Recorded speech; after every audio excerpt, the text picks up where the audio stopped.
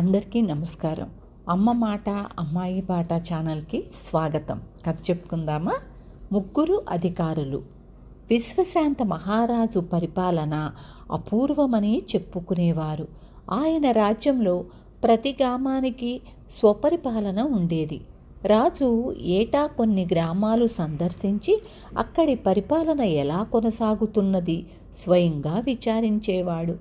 దేశానికి సంబంధించిన వార్తలు గుర్రాల మీద దేశం నలుమూలలకు అందేవి. ప్రతి గ్రామం నడిబొడ్డులోనూ ఎప్పటి వార్తలు అప్పుడు తెలియజేయబడేవి.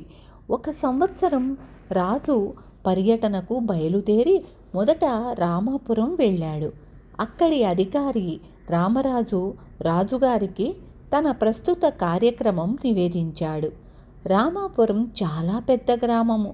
గ్రామ పరిపాలన నిర్వహించడానికి 100 మంది ఉద్యోగులున్నారు. వారందరూ ఉదయం నుంచి సాయంకాలం వరకు కొలువుకు వచ్చి వ్యవహారాలు చూస్తారు. అయితే ఉదయం ఒక్కరూ సమయానికి రావడం లేదు. కొందరు మరీ ఆలస్యంగా వస్తున్నారు.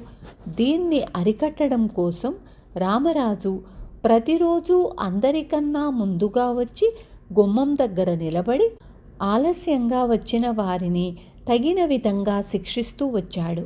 అలా అతను వారం దినాలు చేసిన అనంతరం ఉద్యోగులు ఇష్టం వచ్చినట్లు రావడం తగ్గిపోయింది. రామరాజు చెప్పిన ఈ సంగతులు విని రాజుగారు, కొలువుకు ద్వారపాలకుడు లేడా?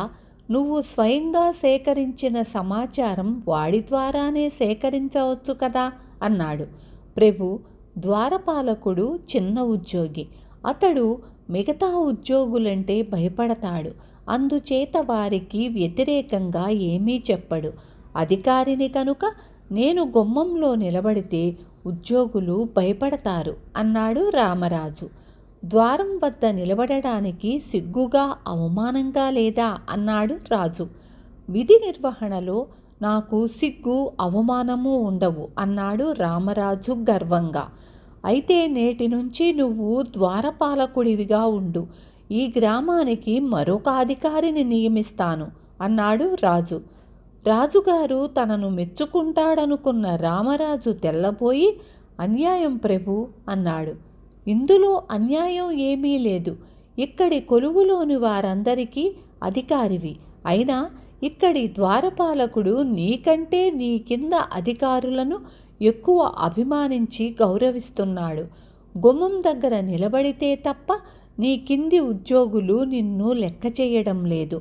అన్నింటినీ మించి ఎంతో విలువైన నీ సమయాన్ని ద్వారపాలనకు వెచ్చిస్తున్నావు. ఈ ఒక్క బాధ్యతనే నువ్వు సరిగ్గా నిర్వర్తిస్తున్నట్లుంది అని రాజుగారు ఆ గ్రామానికి ఒక కొత్త పాలకుణ్ణి నియమించి అక్కడి నుంచి భీమపురం వెళ్ళాడు. రాజుగారు తాను భీమపురం వెళుతున్నట్లు ముందుగా ఎవ్వరికీ చెప్పలేదు. ఆయన కన్నా 1 గంట ముందుగా మాత్రమే ఆ వార్త భీమపురం చేరింది. అక్కడి అధికారి రాజుగారు వస్తున్నారన్న వార్త ఊరి మధ్య వినిపించినప్పుడు తన కార్యాలయంలో కాక ఊరి మధ్య ఉన్నాడు.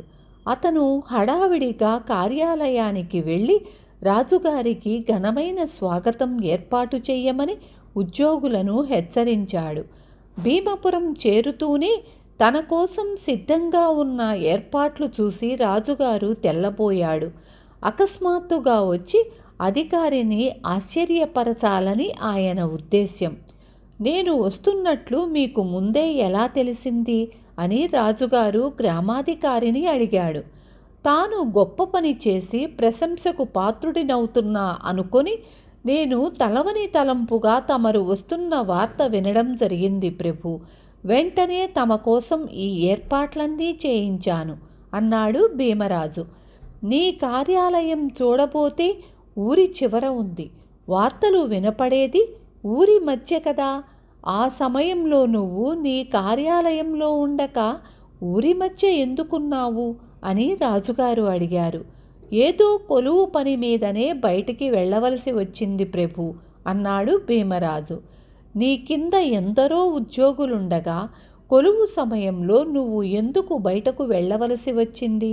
నీకు నీ బాధ్యతలు సరిగ్గా తెలిసి రాలేదు.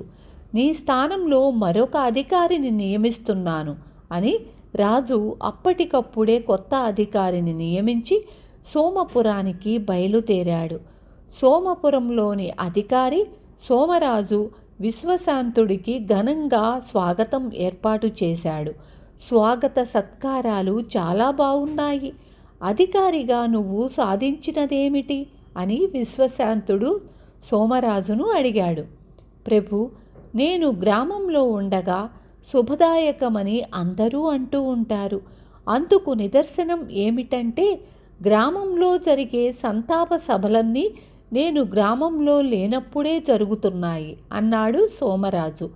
సంతాప సభలేమిటి అని విశ్వశాంతుడు అడిగాడు. రాజ్యంలో కానీ గ్రామంలో కానీ ఎవరన్నా మరణించినప్పుడు కొలువులో సంతాప సభ జరిపి పోయిన వారికి శ్రద్ధాంజలి ఘటించటం మాకు అలవాటు. ఈ కార్యక్రమం నిర్వహించవలసిన వాడు అధికారి, అంటే నేను. నా తర్వాతైన వాడు వీరభద్రుడు. గత సంవత్సరంలో 26 ప్రముఖుల మరణాలకు తానే సంతాప సభలు నిర్వహించాడు అన్నాడు సోమరాజు. శుభకార్యాల మాటేమిటి అని రాజుగారు అడిగారు. నేను లేనప్పుడు శుభకార్యాలు ప్రారంభించం కదా, అవి అన్నీ నా ఆధ్వర్యంలోనే జరుగుతాయి. అందుకే అందరూ నన్ను శుభానికి, వీరభద్రుణ్ణి అశుభానికి మారుపేరుగా చెప్పుకుంటారు. అయితే ఇందులో వీరభద్రుడి తప్పు ఉన్నదనడానికి లేదు. అశుభాలు వీరభద్రుడు ఉన్న కారణంగా కాదు, నేను లేని కారణంగా కదా జరుగుతున్నాయి అన్నాడు సోమరాజు గర్వంగా. విశ్వశాంతుడు చిరాకు పడుతూ సోమరాజు వంక చూసి, సంవత్సరానికి 26 పర్యాయాలు అంటే ఉజ్జాయింపుగా నెలకు 2 పర్యాయాలైన ప్రముఖుల మరణాలు జరుగుతున్నాయన్నమాట. అయినా నువ్వు ఒక్క సంతాప సభకు లేవంటే చాలా కాలం నువ్వు గ్రామాంతరాలలో గడుపుతున్నావన్నమాట. కేవలము శుభకార్యాలు జరపటానికి మాత్రమే గ్రామానికి వస్తున్నావన్నమాట. బాధ్యత ఉండాలి కానీ ఇలా బయట తిరగకూడదు. నీ స్థానంలో వీరభద్రుణ్ణి అధికారిగా నియమిస్తున్నాను అన్నాడు. సోమపురం నుంచి బయలుదేరేటప్పుడు మంత్రి విశ్వశాంతుణ్ణి, ఇంకేమన్నా గ్రామాలు తిరగవలసి ఉన్నదా ప్రభు అని అడిగాడు. అవసరం లేదు. ఈ 3 గ్రామాల అధికారులతోనూ నేను ఎలా వ్యవహరించానో రాజ్యమంతటా తెలియచెయ్యి చాలు అన్నాడు విశ్వశాంతుడు. విశ్వశాంతుడి రాజ్యం ఎప్పటికీ సుభిక్షంగానే ఉంటుంది. విన్నారు కదా. రేపు మళ్ళీ ఇంకొక మంచి కథతో మీ ముందుకొస్తాను.